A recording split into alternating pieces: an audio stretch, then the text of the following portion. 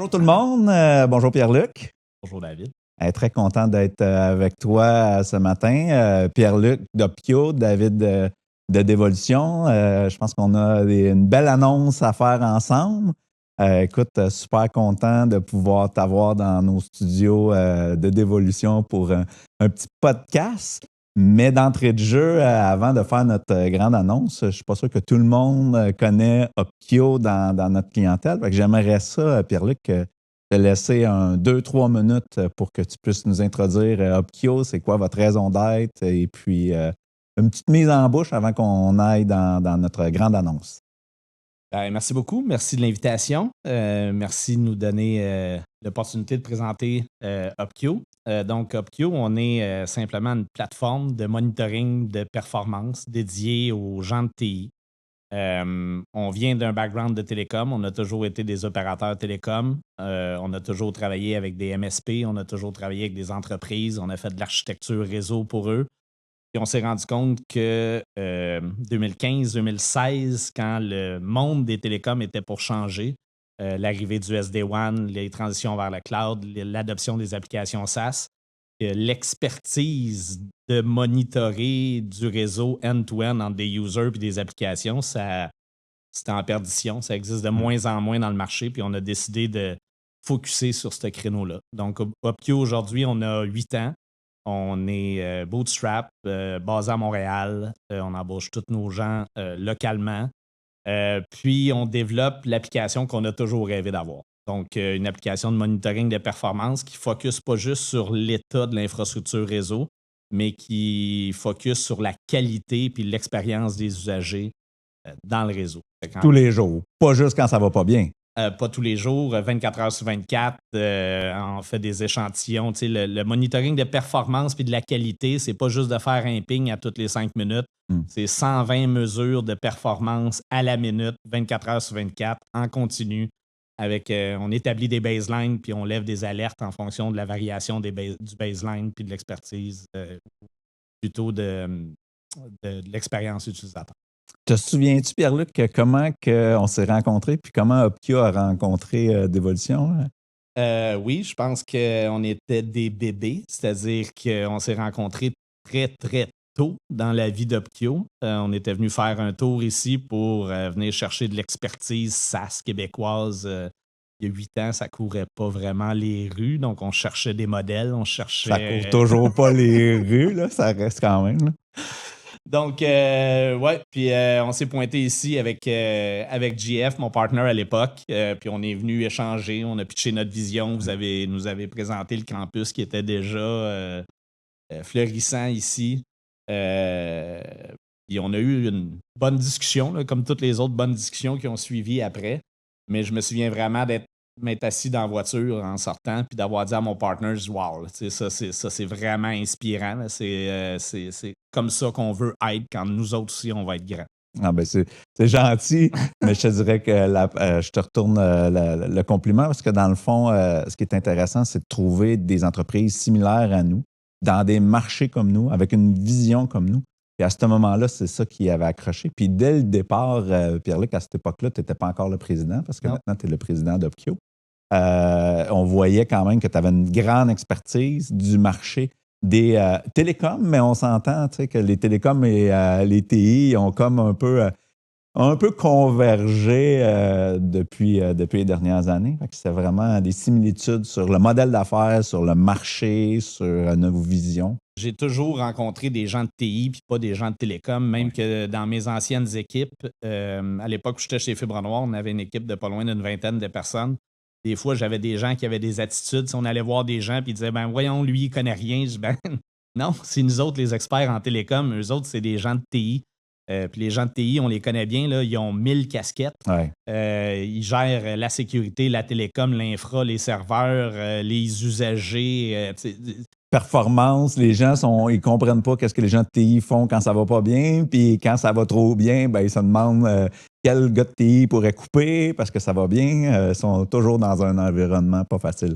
On a vraiment le même persona d'utilisateur. Oui, c'est les équipes TI des petites, moyennes, grandes entreprises. Chez Opkio, Les plus petites entreprises sont souvent plus desservies par des MSP, des Managed Service Providers. Donc, on a une grosse partie de nos revenus avec des belles collaborations avec des MSP. Puis les plus grandes entreprises, ben là, on va les travailler généralement en direct. Oui, je comprends. Exactement un peu comme nous. Je ne te cacherai pas que quand j'avais fait mes dessins, peut-être en 2010, où je voyais la plateforme de dévolution, à l'époque, la plateforme de Remote Desktop Manager, d'RDM, j'avais un paquet de morceaux, documentation, network monitoring, network performance, puis c'était des morceaux que je voulais greffer, puis tu sais, c'est un peu pour ça que maintenant on parle de l'écosystème d'évolution, parce qu'on ne peut pas tout faire chez Dévolution. On aimerait ça être capable de tout faire, mais c'est à peu près impossible.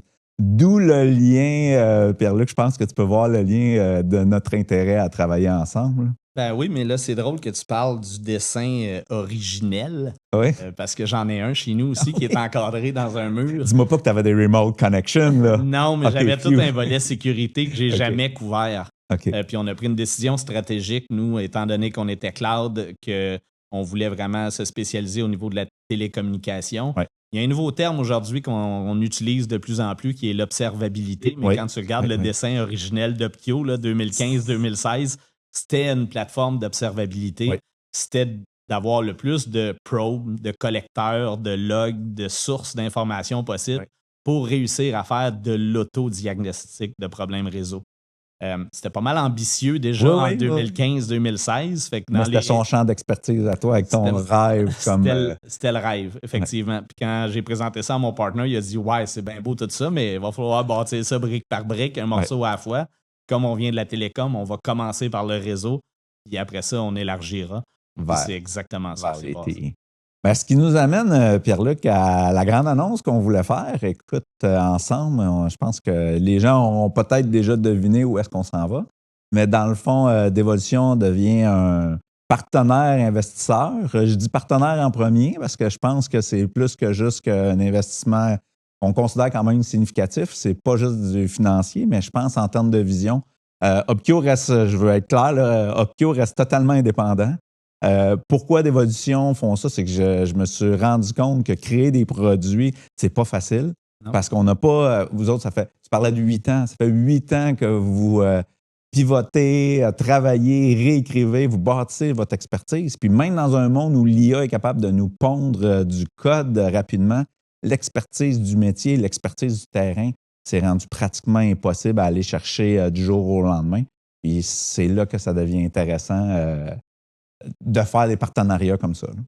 Super intéressant. Pour nous, c'est une opportunité inespérée, dans le sens qu'on ne magasinait pas ce genre, en fait, d'évolution Opkio. On se parle depuis des années. Opkio a toujours été présent à ITSEC. On avait l'occasion de se parler puis d'échanger. Ceci dit, on atteint un moment assez critique dans la vie d'Opkio, c'est-à-dire, je parlais des briques, là. Mm-hmm. On a bâti assez de briques pour prétendre d'avoir une fondation qui est solide. Puis on le sait en construction, là, c'est la fondation qui est le plus long. Puis à partir du moment où la fondation est bâtie, les étages, ça décolle assez rapidement. Je pense que si on avait une analogie à faire par rapport à Opkio, ben, c'est exactement là qu'on est. On a développé toutes les briques basées sur l'expertise. Au début, on l'a fait un peu comme un acte de foi, mais là, on a quand même une base de plusieurs centaines de clients avec lesquels on livre nos nouveaux projets puis nos nouvelles fonctionnalités. Puis on sait qu'on crée de la valeur. Là, c'est vrai que l'IA arrive. Là, chez Opkio, on s'en sert. On a gagné 33% peut-être en productivité. Mais encore là, ça ne fait pas des miracles. Faut les clients vont juste en demander plus aussi. Oui, c'est ça. Les attentes sont plus élevées, mais il faut que ça parte d'un besoin métier. Il faut que ça parte d'un vrai besoin. Donc, prendre une mauvaise direction plus vite, mais tu vas juste dans le mur plus rapidement. Fait que là, je pense qu'on a pris la base de la direction où on voulait aller. Mais là, on avait aussi besoin des moyens de nos ambitions. Fait que la prochaine étage, puis les étages qui s'en viennent, ben, ça va nous demander d'avoir les reins un peu plus solides. Puis pour la croissance, on s'entend, là, parce que c'est plus Opkio, c'est plus une start-up. Comme Dévolution, c'est bootstrappé, Puis l'idée, c'est d'accélérer ce déploiement-là, si je comprends bien, dans ton plan. Là. À 100%. C'est sûr que quand on se compare dans le marché, c'est encore difficile de changer de lunettes puis de ne pas se voir comme une start-up après 8 ans. Mais je pense qu'on a fait nos preuves, là, juste d'avoir réussi à pas juste à survivre, mais à être rendu là où on est rendu après 8 ans. Ben, c'est un signe que effectivement, là, on est en train de quitter la petite enfance pour prendre pas mal d'autonomie. T'as l'air excité à ce que je peux voir avec ce qui s'en vient, mais on partage tellement la même ADN, c'est-à-dire des gens de TI qu'on essaie d'améliorer leur productivité tout en étant sécure. Productivité, ça veut dire performance. Exact. On est product-led, donc on n'a pas des grandes équipes de vendeurs qui vont solliciter, puis on veut vraiment que les clients viennent à nous parce qu'on on a le besoin ou le désir de leur plaire puis combler leurs besoins, à créer de la valeur. Fait que, on partage la même ADN, les mêmes stratégies. Il faut que les gens nous essaient, puis s'ils ne nous aiment pas, on est à l'aise qu'ils ne nous utilisent pas. On veut que les gens aiment nos produits. Là. 100%, je rajouterais niche aussi. Upkio n'a pas la prétention de vouloir tout faire. Là. On nous compare des fois à certains grands joueurs qui ont 600 fonctionnalités. Puis moi, je ne suis pas là pour me battre head-to-head avec 600 features, des compagnies qui ont grandi par acquisition. C'est le mot d'ordre chez Upkio, c'est si on est capable de faire 80% de la job avec 20% des features, on va être vraiment satisfait. On veut que les gens utilisent notre plateforme à 100%, mais sans devenir des ultra spécialistes de notre plateforme, qu'elle soit facile à opérer. Ça, c'est inconciliable à 600 features. Donc, il faut, à chaque fois qu'on développe un nouveau feature chez Upkio, on dit, ça va-tu amener de la valeur? Et généralement, oui. Si on y a pensé, c'est parce qu'on pense que ça va amener de la valeur. Et on va être capable de le faire facilement? C'est-à-dire, est-ce que ça va être facile à opérer? Puis, si la réponse est non, on le skip et on passe au prochain. Excellent. C'est ça, Product-led Growth. C'est une croissance qui est basée sur la confiance que tu bâtis au fil du temps à créer de la valeur et non pas des regrets dans un contrat signé avec des clauses qui t'empêchent de sortir. Là. Je pense que là-dessus, on partage la même opinion de se créer des fans de nos produits. Puis des fois, ils sont déçus. Hein? Ça peut arriver qu'on n'arrive pas à livrer tout ce qu'ils veulent, comme tu dis. Mais au moins, ce qu'on le fait, on le fait bien. Là. Puis c'est ça qui a incité un peu la stratégie marketing, si je peux le dire. Là. Nous non plus, on ne va pas au marché. On a des clients partout sur la planète, au Fidji, au Sri Lanka, en Asie du Sud-Est, aux Maldives. Je ne peux pas engager quelqu'un puis dire décroche le téléphone puis appelle les Maldives. Là, ça fonctionnera pas. Ça fonctionne pas. Puis d'un autre côté, on ne cherche pas non plus à faire l'évangélisation de dire aux gens, t'en as de besoin. Là. On préfère les gens qui sont convaincus, qui ont vécu un problème. On est pareil. S'il faut convaincre les gens, là, c'est l'enfer après ça au support parce que les gens ne sont pas satisfaits. Exact. Parce qu'ils se sont fait vendre quelque chose qui n'était pas bon. Fait que, chez nous, les gens, ils cognent à la porte puis ils disent, là, mon CTO a débarqué dans mon bureau.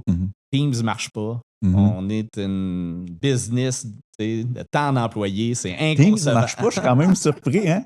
C'est jamais tout le temps de la faute à Teams. Des fois, je pense qu'on a déjà jasé. Des fois, c'est le réseau, des fois, c'est ton fournisseur, des fois, c'est Teams. C'est ça que vous aidez à justement diagnostiquer, à savoir c'est quoi la source, puis où il faut focusser, j'imagine. Présentement, on fait environ 3 millions de meetings synthétiques vers Teams par mois. OK. Puis là-dessus, il y en a 0 que c'est la faute de Teams présentement. Ah, tu vois, c'est une bonne nouvelle pour les gens, les gens qui cherchent un coupable. Fait que Teams, c'est le coupable facile. 100%, mais ça, je pense que dans le SaaS, c'est souvent ça. Là. C'est-à-dire que les gens n'opèrent pas la plateforme. Fait que c'est facile de pointer envers la solution qui n'ont pas de visibilité. Mais les usagers, le réseau local, le Wi-Fi, les ressources matérielles, la machine, le cellulaire, on a de plus en plus de cellulaires qui doivent venir jouer sur les bornes. Je ne peux pas croire que ça ne fait pas une différence avec tous les appareils. Absolument. Donc, il y a ça, il y a des périphériques, il y a des gens qui utilisent des périphériques non supportés, puis là, qui viennent créer un brouhaha ou de la bisbille dans un meeting. Bref, le problème, il peut être à peu près partout, mais le CTO, il s'en fout un peu dans sa prémisse. Là. Il dit « je veux juste que ça marche ». Là, il pointe vers son gars de TI. Mais le gars de TI, encore là, on dit, là, ça peut être bien des choses. Là, fait qu'il faut qu'il soit un spécialiste et qu'il maîtrise les environnements des clients, la formation des clients, le Wi-Fi, le LAN, l'infrastructure, le fournisseur Internet, le réseau du fournisseur Internet, l'interconnexion des WAN, des différents fournisseurs Internet entre eux, de quelle façon eux s'interconnectent avec Microsoft. Fait que, on parle souvent de la chaîne puis du maillon de la chaîne, là, mais là, c'est vraiment une chaîne à plusieurs maillons. Le problème peut venir de beaucoup d'endroits. Là, il y a de quoi d'excitant parce que je te vois excité. Ça, c'est là. Nous as-tu présenté un petit peu indirectement ton roadmap qui s'en vient de toute faciliter cette expertise-là que les gens ont besoin, mais qui n'ont pas toujours directement le temps? Je savais pas qu'on était pour aller du côté produit, mais ça va me faire plaisir d'y aller. Ben écoute, ça me semblait des besoins excitants à discuter, puis ça rentre dans la talle. Ben, ça fait 2 ans chez Opkio qu'on travaille pour faire du Microsoft Teams monitoring. Puis on s'est dit que si on était pour le faire, on le ferait de façon un peu différente. Donc, c'est pas juste de faire des tests HTTP GET vers teams.com pour savoir là, c'est quoi la performance du DNS ou quelque chose comme ça. Notre solution est agent-based, fait qu'on est SaaS. Toute notre infrastructure, notre plateforme est cloud-based. Puis pour se connecter, il faut juste avoir accès à opkio.com. Ça, c'est assez simple. Mais les gens, ils doivent installer des agents de leur côté. Une solution agent-based, elle a des pour et des contre. Le principal compte, c'est qu'il faut que tu gères le déploiement sur un petit host. Là. Ça peut être un mini PC, un serveur, une VM, un hardware que tu dédies à ça. Mais le pour, c'est qu'un coup que c'est là, tu peux faire les tests que tu veux. Fait que nos agents ont toujours été développés simplement justement pour contrer cette friction-là. Ça nous permet de faire les tests que n'importe quel gars de TI ferait du point de vue d'un site remote vers l'externe. Sur Internet, c'est primordial. Bon, un coup qu'on a eu ça, on faisait du test réseau, puis on faisait des tests vers Azure, puis on était capable d'avoir beaux résultats de monitoring de performance de qualité vers Microsoft, mais les gens revenaient vers nous en disant « Ouais, mais on a quand même des problèmes sur Teams, fait que pouvez-vous le tester? » Ils savaient qu'il y avait des problèmes, tu leur as prouvé qu'il y avait des problèmes, mais maintenant, ils veulent que tu les aides à solutionner les problèmes, c'est ça? C'est en plein ça, c'est-à-dire qu'on est dans la game du finger pointing, si je peux me le permettre. Là, tout le monde se pointe du doigt. Il y a plusieurs parties impliquées là-dedans, les applications, les users. Et c'est pas faux qu'il y a plusieurs problèmes. Il y a plusieurs. En fait, même une petite parenthèse, généralement, quand les gens ils ont juste un problème ou un caillou dans leur soulier, ils peuvent continuer de marcher encore un peu. Là, tout d'un coup, il y a un deuxième caillou, puis là, ça devient un peu plus fatigant. Puis là, finalement, il y a un troisième caillou, puis là, ils ne peuvent plus avancer parce qu'il y a trop de friction. C'est là qu'ils commencent les diagnostics. Puis là, ils sont en train de faire du diagnostic de 3 problèmes, 3 layers de problèmes superposés. Là, ça devient vraiment problématique. Fait que là, les gens disent Teams ne marche plus. À Teams, ils marchaient avec un problème. Avec 2 problèmes, c'était pas super, mais là, à 3, l'expérience est juste trop dégradée. Fait que souvent, les gens qui arrivent chez nous, ils ont 2, puis 3, puis 4 problèmes. Puis on essaie de regarder ça avec une lunette de bout en bout, puis on voit juste la couche de 3-4 problèmes. Fait que c'est là que de faire la première étape du diagnostic, c'est d'être capable de recréer le problème. Ben, en faisant des tests synthétiques, tu recrées le problème. Fait que nos agents, maintenant, ont des licences de Teams. Ils se joignent à des meetings. Ils s'échangent des vidéos de chat, puis de l'audio, puis du vidéo entre eux de façon synthétique. Puis après ça, ils raccrochent. Nous, on se connecte à l'API de Microsoft. On prend toutes leurs métriques de qualité, puis on vient les croiser avec les nôtres. Fait que oui, pour revenir aux annonces, le roadmap. Microsoft Teams Monitoring, qui est quand même une application critique en entreprise, ben, là, on est capable de faire des tests synthétiques de Microsoft Teams, puis de faire de l'autodiagnostic, en fait, là, qui est comme notre deuxième bébé qu'on travaille aussi depuis 2 ans. Ah, mais c'est justement là, que les gens puissent actionner des items pour régler les problèmes et non plus juste les diagnostiquer. C'est ça le futur. Fait que là, le monitoring, c'était de recevoir des alertes quand il y avait des variations puis voir l'état de la situation. L'observabilité, c'est de croiser toutes ces données-là. Puis là, on n'envoie plus juste une alerte, mais on envoie une alerte avec un insight. Le insight, ça dit, ben moi, je pense que la cause du problème, c'est ça, puis ça, puis ça, parce qu'on a croisé ces trois métriques-là ensemble, puis ça fait du sens. C'est comme la santé. Plus tu as de métriques, tu peux orienter vers le bon diagnostic avec la bonne solution. Exact. Écoute, super intéressant.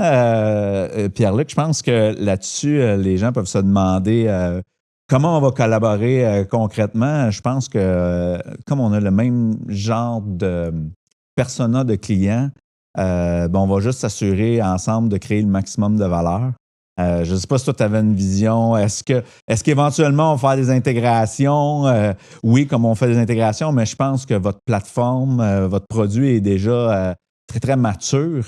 Puis, nous, ça va nous permettre d'offrir une solution à nos gens qui ont des enjeux. Parce que, tu sais, on fait des connexions à distance. Ça vient aussi dans ce côté-là. Les connexions à distance dans des terminal servers, éventuellement monitorer qu'est-ce qui se passe sur les réseaux. C'est le lien indirect et direct en même temps. 100%, c'est-à-dire qu'on parle aux mêmes personnes. Puis Optio, on a, chez Dévolution, c'est la même chose, là. On a de la clientèle partout, dans tous les pays du monde. Ouais. Chez Optio, on communique beaucoup en anglais, mais j'aime dire que les problèmes réseau, ça n'a pas de frontières, ça n'a pas de langue. Tout le monde utilise les mêmes manufacturiers à grandeur de la planète. Donc, les problèmes réseau, ils touchent tout le monde de la communauté des TI. Fait qu'on part de cette prémisse-là, on vise la même clientèle, notre clientèle a les mêmes problèmes. Ouais. Donc, partageons nos expertises. C'est en plein ça. Excellent. Optio, on arrive à un pivot dans notre vie. C'est-à-dire que les 8 dernières années, je l'ai dit, ça a été de bâtir la fondation. Là, on vient de commencer notre observabilité, l'autodiagnostic. Fait que l'arrivée de Dévolution, puis de l'implication de Dévolution chez Optio, ça nous donne les coups des franges pour vraiment peser sur le champignon, appuyer sur le gaz, accélérer ça.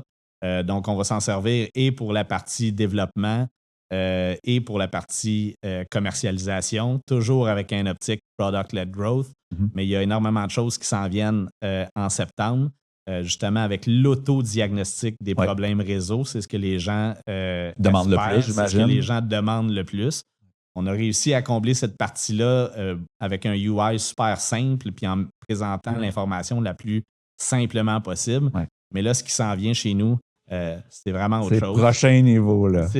C'est next level. Ouais, prochain niveau. Fait que nous autres, chez Dévolution, on est tellement contents de travailler avec des gens passionnés qui veulent pousser plus loin parce que, tu sais, dans le fond, on croit vraiment que les TI, c'est un milieu super riche en intelligence, en expertise, mais tellement sous-estimé là, par les gens parce que c'est souvent un département de coûts. Puis de pouvoir créer de la valeur à ces gens-là, c'est tellement enrichissant. Là. Mais les attentes augmentent. Oui. Donc les attentes des clients, tu sais, un CFO qui travaille avec ChatGPT à Twitter, quelque chose comme ça, il s'attend que tout fonctionne. Bientôt, ça va te prendre du Anthropic ou du OpenAI monitoring. Là, parce que quand ça tombe down, c'est la fin du monde. Merci beaucoup, Pierre-Luc. Vraiment content qu'on puisse collaborer ensemble. Puis le mot pour les gens à retenir, là, c'est synergie entre Optio et Dévolution. Et rester à l'écoute. Excellent.